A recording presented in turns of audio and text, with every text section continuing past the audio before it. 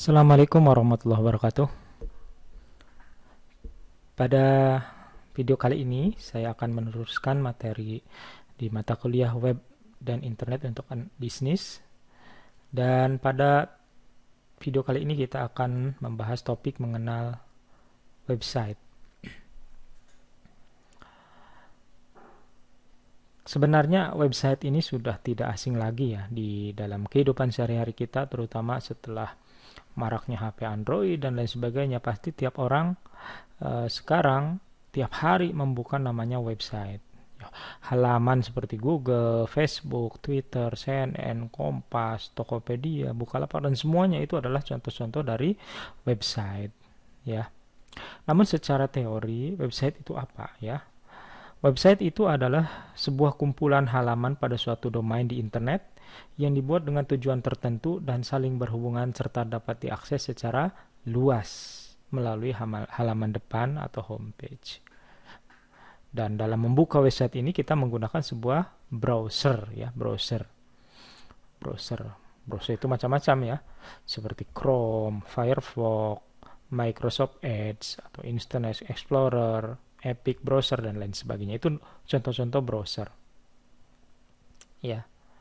Kalau Anda membuka web salah satu web kita yaitu bogoreducare.org, nah itu adalah contoh dari website. Ya.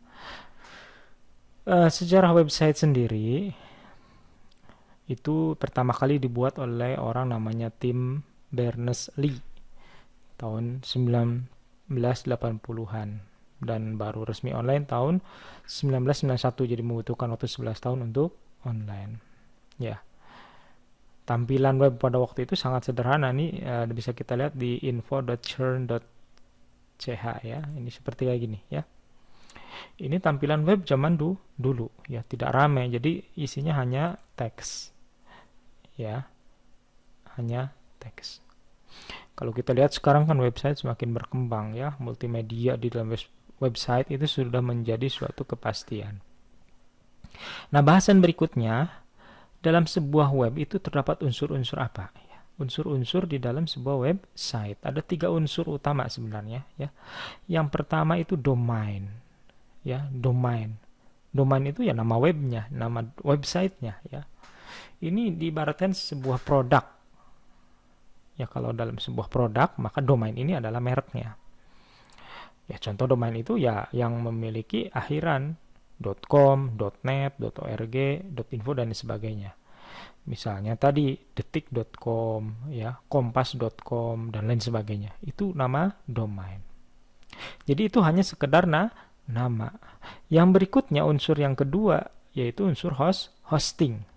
Tidak kalah penting dengan domain, hosting memiliki peran yang penting ya. Kenapa? Di hosting inilah semua file-file komponen pendukung untuk tampilnya sebuah web itu disimpan. Jadi ada skrip, ada gambar, video, teks dan lain sebagainya itu disimpan semuanya di hosting.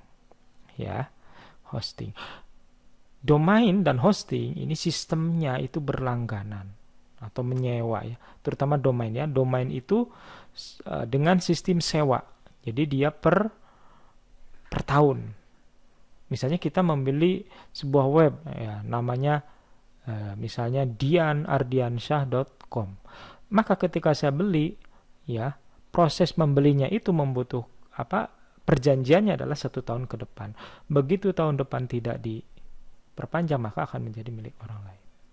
Nah, hosting juga macam-macam ya. Hosting itu ada yang share hosting, kita menyewa ya. Namanya menyewa seperti orang menyewa kapling rumah, maka dia tentunya memiliki batasan-batasan. Ya, ada yang Anda kalau menyewa kontrakan misalnya kan ada yang tipe sederhana, tipe misalnya mewah dan lain sebagainya. Dan hosting ini tentunya dipilih sesuai dengan kebutuhan website kita untuk apa. Ya. Artinya apa? Semakin website kita kontennya banyak, yang mengakses banyak, maka hosting yang kita pilih juga harus yang bagus. Ya. Nah, hosting ya. Di Indonesia itu banyak jasa yang menjual hosting ya, kayak Niaga Hoster, Domainisia, Keyword, Pasar Hosting dan lain sebagainya.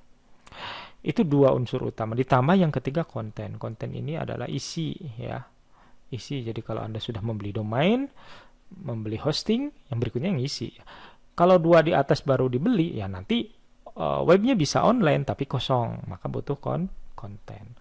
Ya, konten. Nah, konten ini ya disesuaikan. Website Anda bisa untuk pribadi, untuk perusahaan, ya, hanya untuk menampilkan kegiatan, atau mungkin bisa digunakan juga untuk berbisnis. Itu. Jadi konten. Jadi konten ini ya tergantung pembuatnya. Poin yang berikutnya adalah jenis-jenis website, ya. Sebenarnya jenis-jenis website ini hanya pengelompokan, ya. Ini banyak pendapat untuk poin ini, ya. Di sini saya coba yang pertama website pribadi. Jadi website pribadi itu ibarat kita membuat web yang bersifat pribadi, ya, hanya untuk menampilkan kegiatan-kegiatan kita, ya, mulai dari yang gratis sampai yang berbayar, ya. Ya misalnya seperti halnya kita membuat web, misalnya di sini ya. Blogspot ya, Blogspot itu salah satu web yang gratisan, misalnya dian.blogspot.com, atau WordPress ya, dian.wordpress.com. Nah, itu contoh-contoh website pribadi. Nah, kalau yang gratis maksud saya, kalau yang berbayar kita bisa membeli sendiri ya, website yang berisi nama kita, misalnya dian.com ya, dian.net dan lain sebagainya. Yang kedua, website yang digunakan untuk toko online. Ya, jadi kita membangun webs, ada sebuah webs ya yang memang dijual untuk menampilkan produk-produk untuk dijual secara online. Ya. Nah, itu namanya website untuk toko online. Kemudian ada blog ya. Blog ya, blog ini sebenarnya agak sama ya dengan website pribadi. Jadi blog ya. Blog itu singkatan dari weblog ya, dulu ngetrend sekali tahun 2000-an lah ya.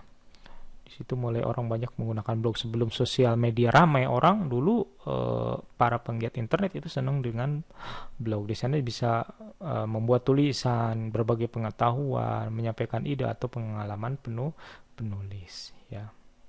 Biasanya penulis di blog itu orang-orang yang bisa konsisten ya. Ada yang menulis bulanan, mingguan, mungkin harian juga. Nah, itu tadi jenis-jenis website ya.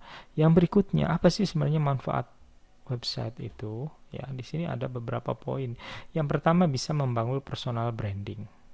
Ya. Misalnya kita ingin membangun branding kita.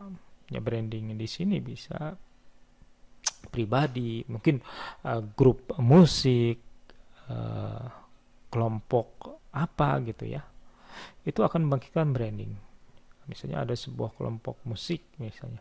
Nah, itu lebih bagus punya website. Karena apa? Orang yang ngefans kepada grup tersebut kan bisa melihat di website kegiatan-kegiatannya dan lain sebagainya. Manfaat yang kedua, kita bisa berbagi cerita dan informasi ya. Orang-orang yang rajin menulis ya, dia bisa menuliskan cerita dan informasinya dalam bentuk tulisan ya. Ya walaupun sekarang banyak sosial media, tapi unsur web ini banyak juga ya. Sebab web itu biasanya nanti terhubung ke dalam Google ya, di dalam mesin pencari. Nah, ini yang menjadi satu nilai plus.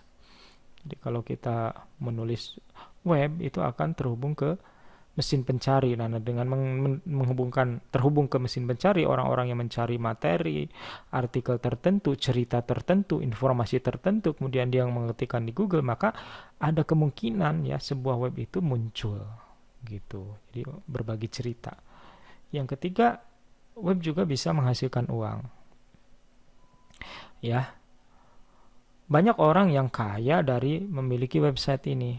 Misalnya dengan menggunakan atau bekerja sama dengan Google AdSense. Dia membuat web yang bagus, traffic-nya tinggi, kemudian dia bekerja sama dengan Google untuk menampilkan iklan. Jadi setiap ada orang yang membuka webnya, kemudian melihat iklan dan mengeklik, Google akan memberikan komisi kepada dia.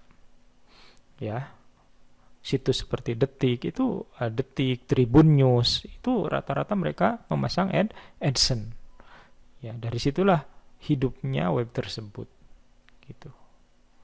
Nah itu ya, itu 3 contoh kecil dari manfaat website ya.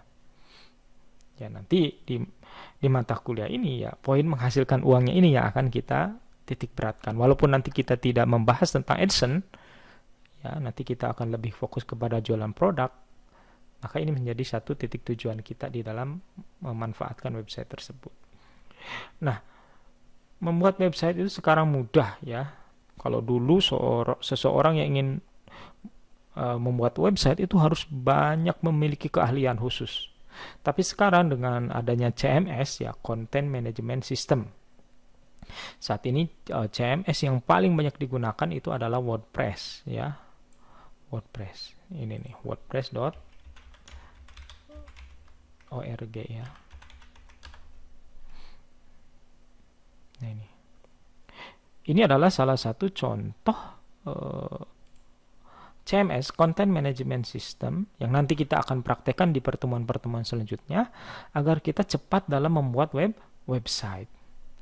Agar kita cepat dalam membuat website. Ya. Yaitu. Ini makin mudah. Nah, website adalah kunci sukses online Anda. Ya. Nah, di mata kuliah ini, ya, kita mempelajari website agar kita memiliki kunci sukses.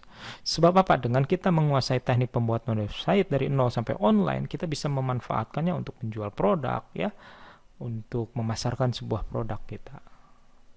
Nah, itu dulu ya di pertemuan kedua ini. Kita mengenal website, ya. Semoga bermanfaat. Assalamualaikum warahmatullahi wabarakatuh.